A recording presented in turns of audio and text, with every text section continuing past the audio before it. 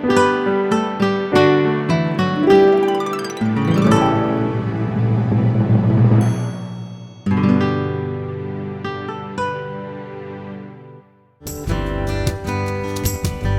today's show, Kim gets us ready for fall planting.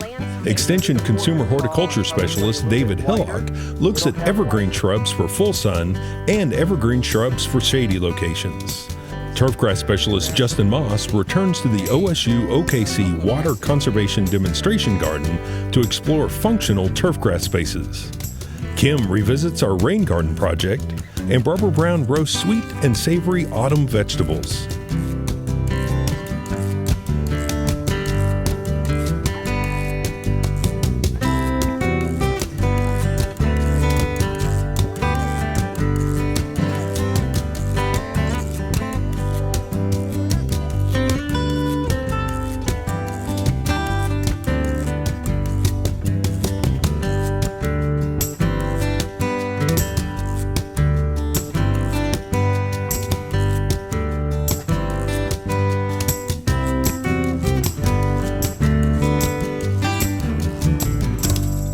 Oklahoma Gardening is a production of the Oklahoma Cooperative Extension Service as part of the land grant mission of the Division of Agricultural Sciences and Natural Resources at Oklahoma State University, dedicated to improving the quality of life of the citizens of Oklahoma through research-based information. Underwriting assistance is provided by TLC, Oklahoma's leading garden center, Southwood Landscape and Nursery, Tulsa's source for great gardens, and the Oklahoma Department of Agriculture, Food, and Forestry, helping to keep Oklahoma green and growing.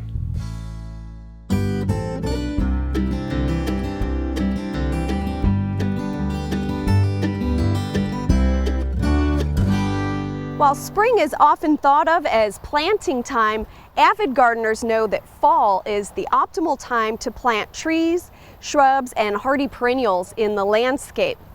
The cool temperatures are optimal for root development.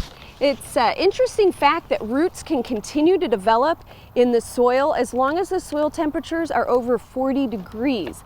And so in Oklahoma, that includes most of the fall and winter months. This gives the plants several months to establish before the heat of summer sets in. For these same reasons, it's also the best time to establish cool season lawns. We also want to use, in the fall, we want to install our spring blooming bulbs as well as cool season annuals. So research has shown that fall is the optimal time to plant trees and shrubs that are either in a container or balled and burlapped. That includes our deciduous trees, pine trees, deciduous shrubs, and of course ornamentals including grasses and perennials, as well as our fruit trees and shrubs. We don't want to forget about those. This is a great time to get those off to a start. However, research shows that broad-leafed evergreens, such as our aucuba or the magnolia, are better planted in the spring, as well as anything that comes bare root. And the reason that broadleaf evergreens tend to fare better in the spring is because they'll continue to lose water all winter long. While all the other plants in the landscape are dormant, these broad leaves are exposed to drying winds throughout the winter and continue to respire and transpire and lose water. So we can choose to install these in the fall, which is a great time for root development. But the thing we need to remember is to water throughout the winter months. Make sure we're getting them plenty of water and compensating for the loss due to the drying winds. So fall is a wonderful time to get your garden going, thinking about new plants to put in. Be sure to visit your local garden center to find some trees and shrubs to add to your landscape.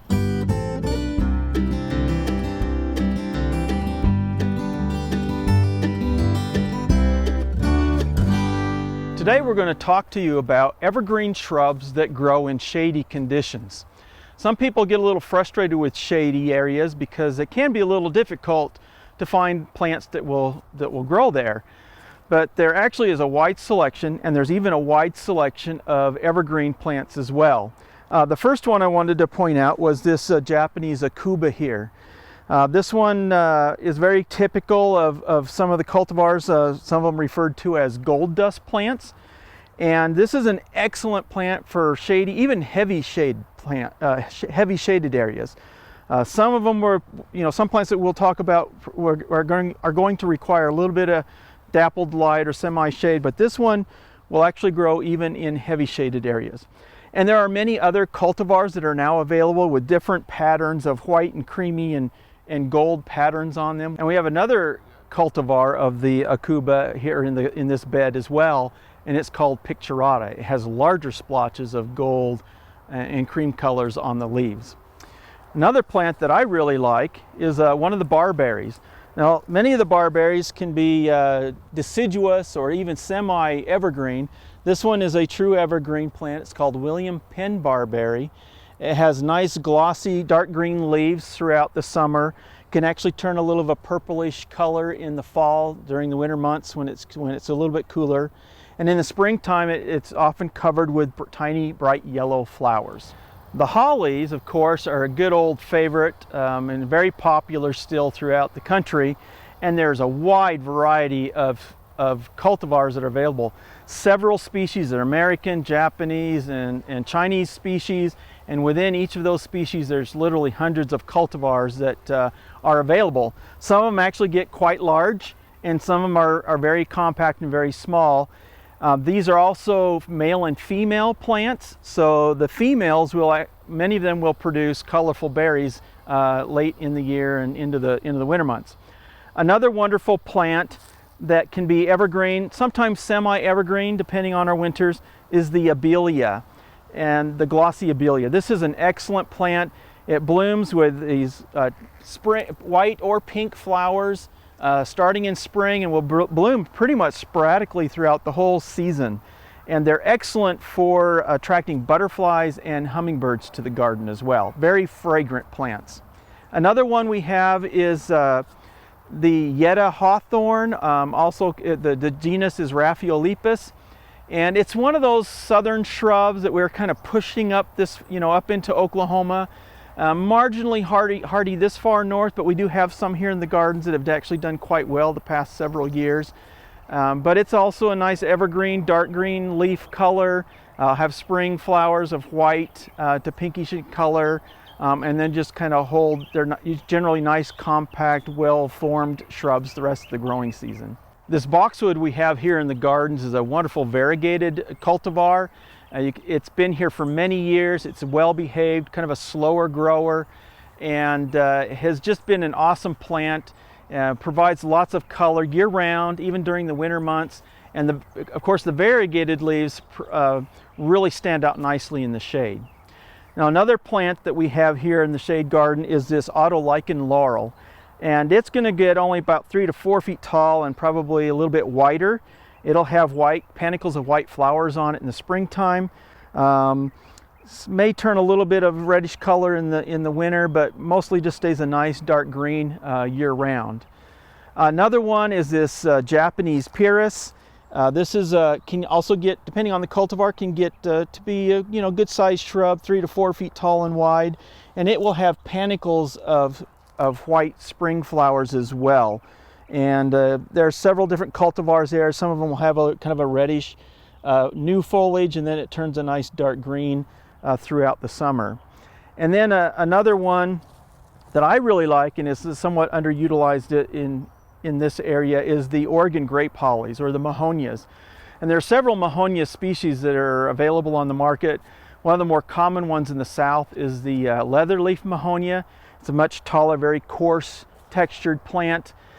But this one is a wonderful glossy green flowering plant. This one can also get about 3 feet tall. Now, this is a compactiform, so it stays lower growing. The species can actually get 6, 7, 8 feet tall, but this one stays relatively smaller, and it has kind of like holly type leaves, though and it'll bloom bright yellow flowers in the springtime, early spring, followed by clusters of blue grape-like fruits on it. There's also a wonderful a creeping form, a creeping mahonia. So it's low, it only gets not much more than a foot tall and spreads. And these all will turn typically a beautiful bronzy or burgundy red color as the cooler temperatures come in, and to stay nice and red throughout the winter months.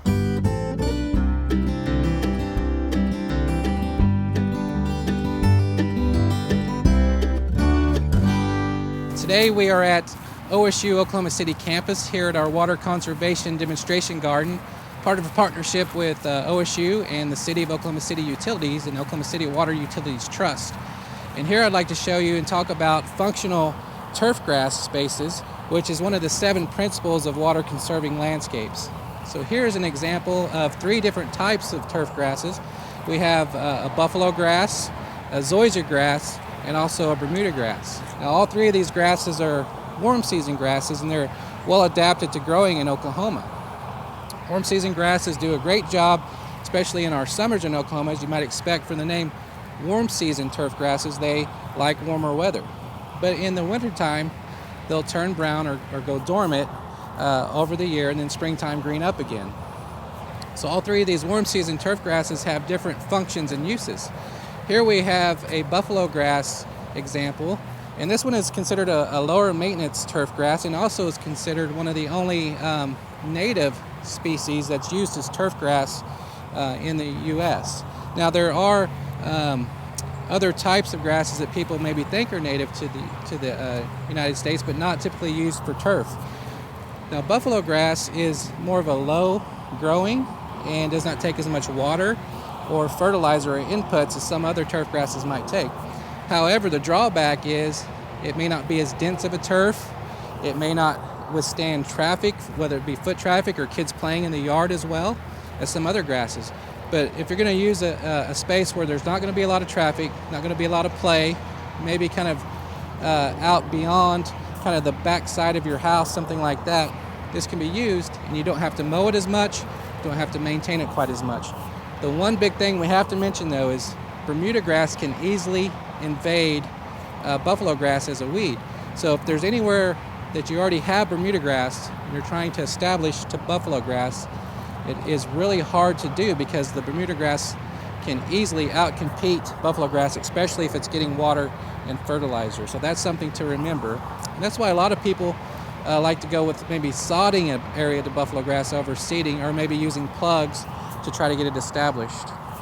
Now here's an example. I've mentioned Bermuda grass. Here's an example of a newer cultivar of Bermuda grass actually developed by Oklahoma State University. This is latitude 36. And we developed these Bermuda grasses for turf use because one of the drawbacks of using Bermuda grass in Oklahoma is that they can die back in cold winters, and also they're susceptible to a couple diseases, one of those being spring dead spot. And so these grasses were developed to help withstand both spring dead spot and have better winter tolerance. So they're great for use in Oklahoma. However, they are very aggressive grasses. And so if we want to use them for like a sports field or an area where your kids are going to play, they can be great. If you want to use them right next to your flower beds or somewhere where you're going to always have to be edging Bermuda, maybe you want to go with a slower growing type, and those are out there as well. And speaking of a slower growing type of grass, here's an example of that with zoysia grass. So zoysia grass, just like the other 2, are warm season grasses. A little bit different look to it, different feel to it. As you're to walk on it, it feels almost kind of more tough and resilient and spongy. But it is actually a little bit less aggressive than Bermuda grass, more aggressive than buffalo, but less aggressive than Bermuda, so can do well around maybe sidewalks and around your landscape beds. I would say better than Bermuda, but still it still spreads, so you're going to have to control and watch it so that it doesn't invade your flower beds. Now, one of the claim to fame for zoysia grass versus buffalo and Bermuda is that this one can actually tolerate some light shade. So if you have some trees in the landscape and you still want to use a warm season grass, you can sod in some zoysia grass and it will actually do quite well under light to moderate shade. Now, no grasses want to grow in heavy shade, they all want to be in full sunlight, but this would be your best choice if you wanted to try a warm season grass in the shade. So there are a lot of choices and a lot of places actually to purchase turf grasses in Oklahoma, and we have excellent resources. You can come here and actually see them, touch them, feel them, walk on them, here at our OSU OKC campus at our water conservation garden here. And also you can see our website for lots of resources of where to buy them and what different type of cultivars are available in Oklahoma.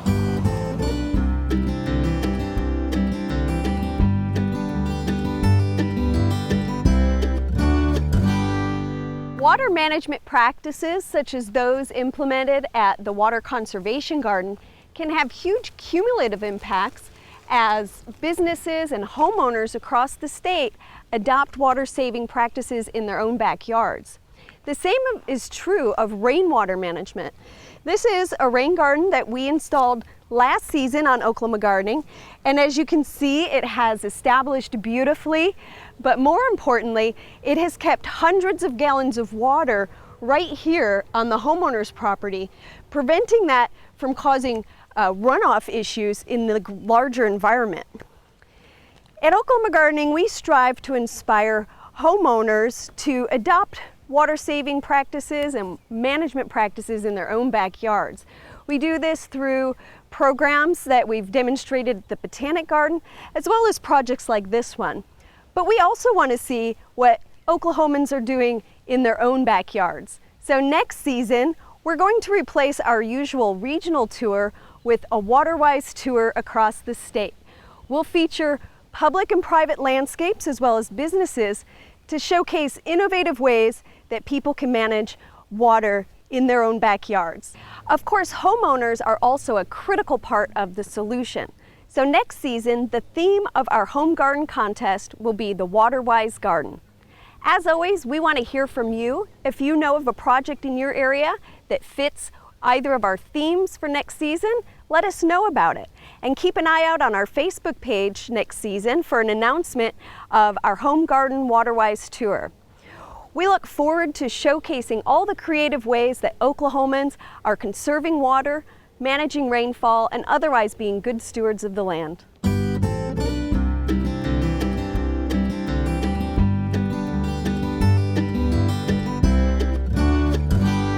I'm making roasted autumn vegetables today, and I think you're going to be delighted with them, particularly if you have kids that you've had a little bit of trouble getting to eat some of these kinds of things. I'm going to be using sweet potatoes, beets, and butternut squash. Now these are all things that we often associate with sweetness because we add a lot of sweetness to them, but today we're going to let them develop their own sweetness by roasting. Now what I'm going to start with is about 2 cups of sweet potatoes. Now notice that I've tried to cut them all in cubes, and potatoes generally don't come in cubes, so you have to actually make those cuts yourself. And what you're going to do with those little skinny parts that you cut off is you're going to save them for a soup. So we've got them into cubes. I also have about a cup and a half of beets that I've tried to cut about the same size, and a cup and a half of butternut squash that I've done the same thing to. Now the goal for cutting them all in the same size is not because, hey, that looks cool and it took forever. The goal to do this is that you want them all to roast at the same time so that they're all done at the same time, so that you don't have little pieces that are burnt and give that bitterness that kids don't like and that many adults don't like that much either. Now I'm going to switch on gloves at this point because I'm going to be using my hands, and I did in fact use the gloves when I was preparing the beets as well. Remember that when you're preparing these vegetables, even though you're going to be taking the peels off, you want to wash them well, scrub them in fact, and then go ahead and do the cuts that you need to make, and then rinse them again after you've got the peel off, and then go ahead and do the dice. So I've got my vegetables here. What I'm going to do is I'm going to drizzle about a tablespoon of vegetable oil. Now I'm using an olive oil. You could use canola oil, kind of depends on how strong you want that flavor to be. I'd steer away from an extra virgin olive oil. You don't want to really apply a lot of heat to that one. And you can see now why I put the gloves on, because I don't want to have everyone know that I worked with beets later, but this is the most efficient way to get that oil so that it coats everything. Also to that, I'm going to add half a teaspoon of kosher salt. And this is the other reason why you want to make sure that you give it a good mix. And I've got the oven preheating to 400 degrees, by the way.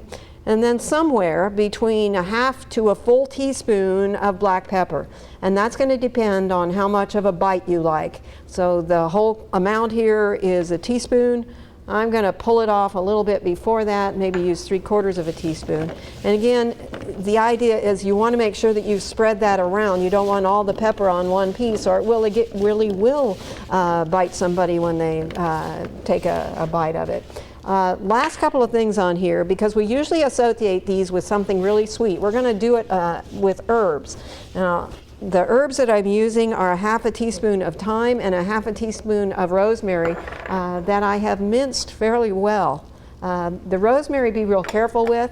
It can be quite sharp. And I'm using the fresh versions, so that if you're using a dried version, you're going to use even less because they'll be concentrated, maybe 1/4 teaspoon at the most instead of 1/2.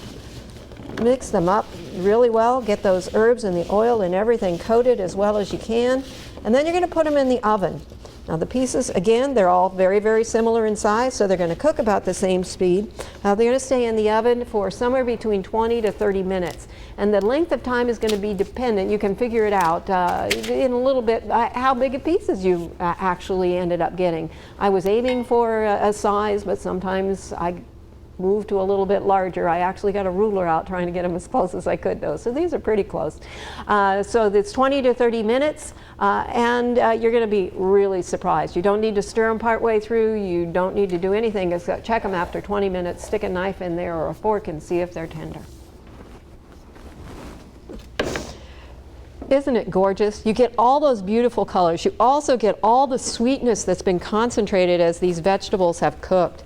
A little bit of the color transfers from one place to another, but you just can't get anything much prettier than this. Kids love it. It tastes almost like candy, and I think that if you're an adult like me anyway, you're going to love it too. I hope you'll try this one. It's roasted autumn vegetables. For Oklahoma Gardening, I'm Barbara Brown.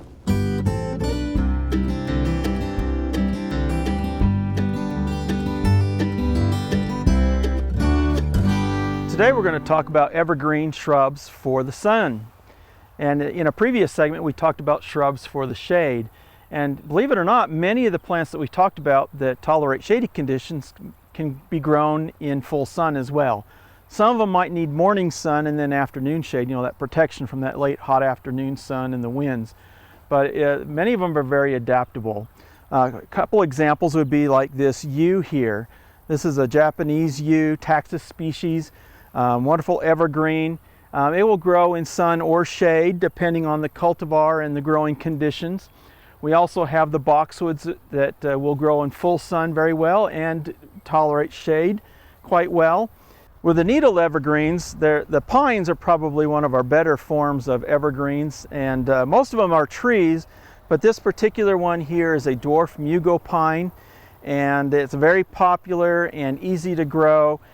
There's again many cultivars and selections within the species, and some are very compact and very tight, and others can get quite large.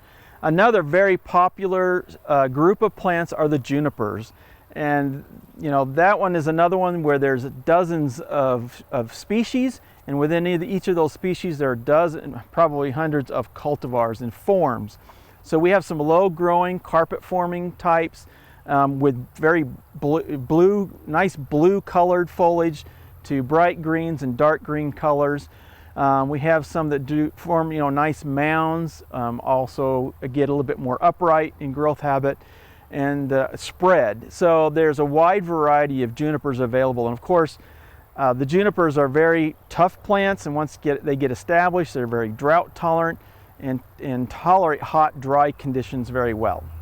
A couple of more species that I really like and excellent for hot, dry, well-drained soils, especially western Oklahoma, are the yuccas. Now this is a true yucca. This is a variegated form that's called color guard. Has very striking texture to it, as well as the nice variegations on it. You can see that there's hairs that come off of the edges of the plant. It will also send up a spike of creamy white flowers. Excellent form and good color for year-round, again all the way through the winter. This is called a red yucca, has a red flower on it. Though it's not a true yucca, it's actually Hesperalo is the genus on this one. And there's also a yellow flowering form of it as well. So this is another excellent plant, very thin, long, evergreen leaves. Both of them provide some wonderful texture through the winter months. The last plant I wanted to highlight was the bayberry or wax myrtle. This is the northern species, Myrica pennsylvanica, and there's a closely related one, the southern wax myrtle, which is Myrica cerifera. And they're excellent plants. Of course, the southern one does a little bit better as we move further south. This one does a little bit better on the northern part of the state and further north. But it's a wonderful, again, nice evergreen shrub, broadleaf evergreen. We'll have little tiny flowers on it in the springtime, followed by some little tiny grayish black fruits. The foliage is actually quite fragrant. You crush the leaves and it has a wonderful bayberry smell to it. Evergreen plants are a real staple for the landscape because they provide that year-round interest. And as mentioned, many of them have wonderful characteristics throughout the years, like flowers, fruits, and even colorful foliage. Now, we've only talked about a few of the many selections that are available, but as you consider plants for your landscape, consider some nice evergreens as well.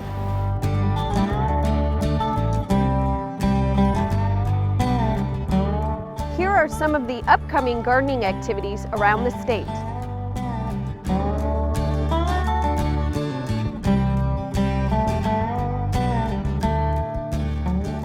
Next week, we travel to Southwood Landscape and Garden Center in Tulsa to look at some conifers to put in your garden or by the yard. Kim shows how to keep the rodents from munching on your bulbs, and we visit with a researcher who is keeping grapevines wet using diaper technology. Join us then for more TV you'll grow to love.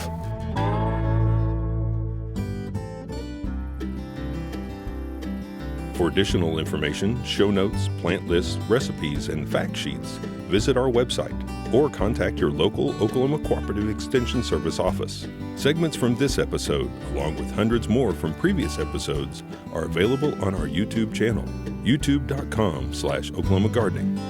Be sure to join our Facebook group for information on upcoming episodes and gardening events, photos, and discussions of gardening topics. Oklahoma Gardening is produced by the Oklahoma Cooperative Extension Service as part of the Division of Agricultural Sciences and Natural Resources at Oklahoma State University. The Botanic Garden at OSU is home to our studio gardens. This outdoor television studio is made possible with the help of our generous underwriters, TLC Garden Centers, Southwood Landscape and Nursery, and the Oklahoma Department of Agriculture, Food, and Forestry. Additional support is provided by Pond Pro Shops, Greenleaf Nursery and the Garden Debut Plants, and the Oklahoma Horticultural Society.